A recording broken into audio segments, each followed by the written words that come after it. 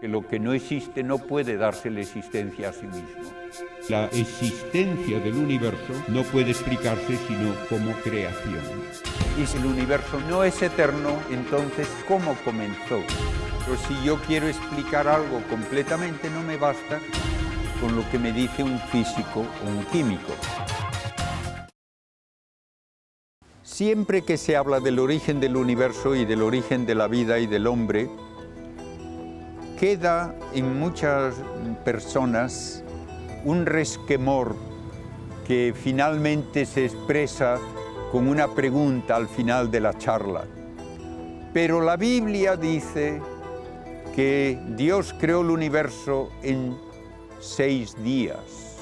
Entonces, ¿cómo se puede hablar siendo católico y siendo creyente? ¿Cómo se puede hablar de millones de años y de miles de millones de años y de todas esas cosas que dice la ciencia? Primeramente, lo más importante que hay que tener en cuenta es que la Biblia no nos enseña ciencia. Para eso tenemos que hacer nosotros el trabajo. Como decía ya San Agustín, la Biblia no nos dice cómo van los cielos, sino cómo se va al cielo, que es más importante para nosotros. Pues bien, ni le puedo pedir a la Biblia que me enseñe ciencia, ni le puedo pedir a la ciencia que me enseñe teología. Son dos maneras parciales de conocer, pero no abarcan todo. El segundo punto es que la Biblia se escribió para enseñar ideas de valor teológico a gente que no tenía ninguna base científica.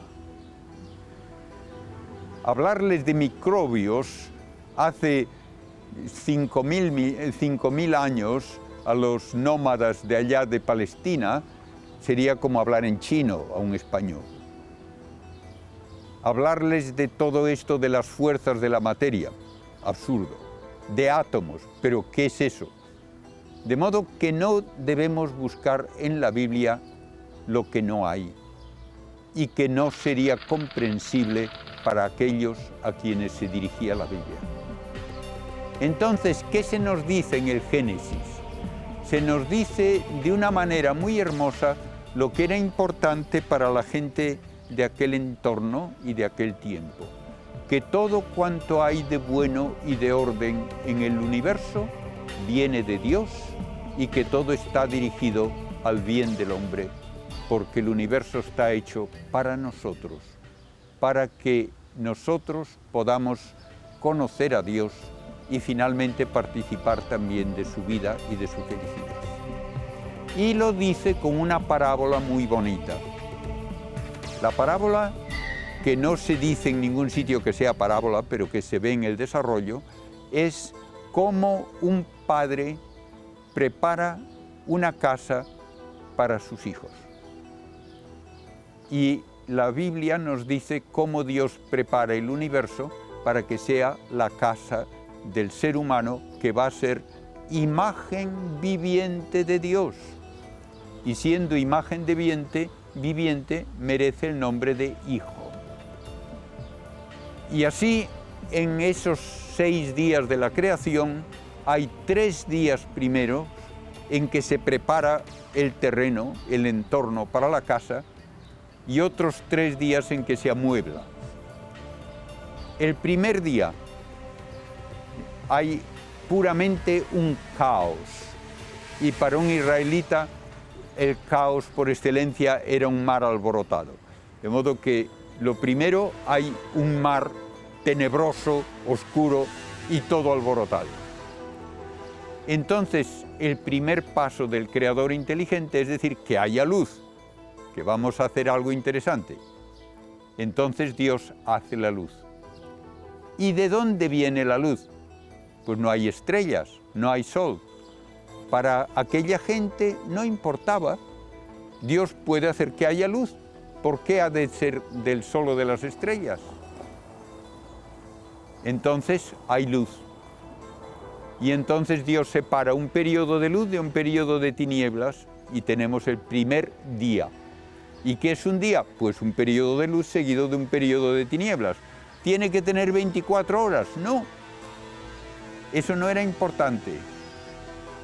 El segundo día hay que hacer un hueco en eso que parece que es todo un mar revuelto. Y los antiguos tenían una idea muy poética, probablemente no se la tomaban en serio, pero la decían muchas veces, de que llueve porque hay agua allá arriba y se cae.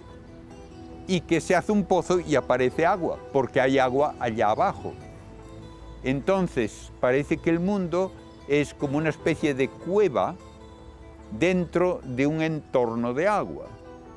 Pero para que haya ese espacio libre hay que hacer una bóveda que no se ve porque es transparente, pero que separa las aguas de arriba para que no caigan, y otro lugar abajo para que quede el resto del agua. Bien, esto se hace el segundo día. Ya está bien. Y otra vez vuelve a haber luz y tinieblas, tenemos el segundo día. El tercer día, por ahora solo hay agua. Y hay esa bóveda con más agua encima. Entonces hay que hacer un lugar seco. Para los antiguos que no conocían, y no se conoció hasta mediados del siglo XX, que los continentes se mueven y que cambian las cuencas de los océanos, etc. Para los antiguos, el mar está donde está porque Dios le da una orden. Ese es tu sitio y cuidadito con salir de ahí. Y entonces queda tierra seca y quedan los océanos. Y en esa tierra seca, entonces ya Dios comienza poniendo hierba. ¿Por qué? Porque la hierba va a ser necesaria para que pueda luego haber animales. Llega el cuarto día, y el cuarto día Dios empieza a decorar la casa. Y lo primero que hace, pone unas lámparas bonitas en el cielo. El sol, no para que sea de día, sino para que sea el que preside al día. Y a la luna para que presida a la noche. Y las estrellas. Y todo eso está en esa bóveda transparente.